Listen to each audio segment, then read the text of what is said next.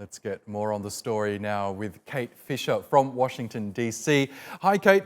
Disney shares have taken their worst tumble in nearly 4 years after its latest earnings reports was released. Tell us more about what went wrong for the entertainment giant.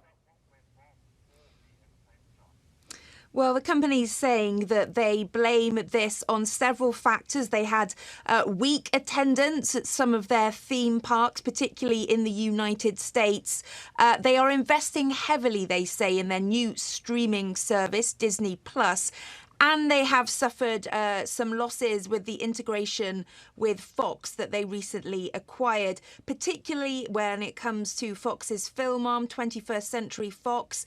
They suffered losses when one of the films bombed at the box office. Dark Phoenix not doing as well as had hoped. And they say that 21st Century Fox, the Fox film area, is operating at a loss of $170 million. Far more than they had feared. Yes, I want to come to this much hyped streaming service in a moment, but how is Disney right now reassuring its investors that the road ahead is actually looking rosy? Because, of course, investors were expecting that the company's market-dominating theme parks and box office hits would actually, I guess, greatly boost the bottom line. Yeah, that's right. And that streaming service is one of the things that they are trying to excite investors with. Also, they say, look, this was a kind of a temporary blip. We now own all this new material. The Fox film library is enormous. We're going to reimagine the classics like Home Alone and Night at the Museum and Diary of a Wimpy Kid, which they'll now be able to generate income from themselves. Also, they say Fox has these really lucrative franchises, particularly in the superhero genre. You've got X-Men, the Fantastic Four.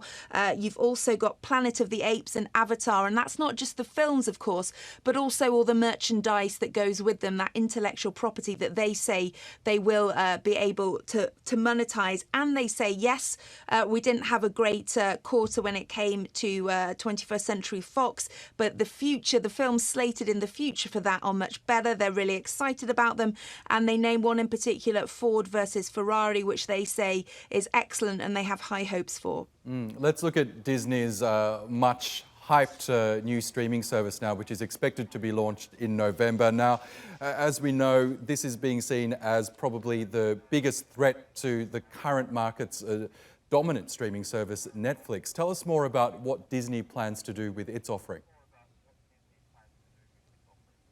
That's right. It is aggressively going after Netflix, really, by pricing it at the same $12.99 a month. With Disney Plus, though, you will get a bundle of services, not just the Disney library, but also Hulu, aimed more at adults, and ESPN for sports fans. So a real variety of offerings there.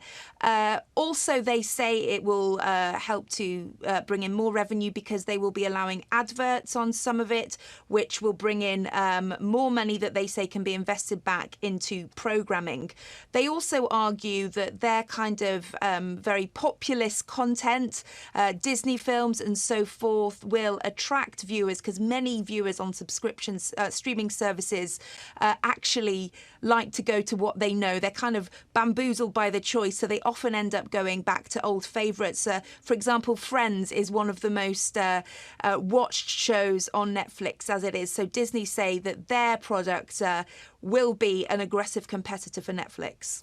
Okay, and is there anything more that we can expect from Disney that might help to boost investor confidence going forward? Well, they say that you've got to look at the content they have. Yes, there are some issues with the integration with Fox, and that was always expected. In fact, many analysts say that is expected, and it's not a shock to them, these results. They say, look, we have got all this content and content is king. Give us a chance to monetize that, to get it onto this new streaming service and so on. Use those franchises to the best of our abilities. They say that their team is dedicated to return on invested capital and that they see myriad opportunities to do that with this new purchase of Fox and all the content that provides. Okay, Kate Fisher in Washington, D.C. Thanks again for your time.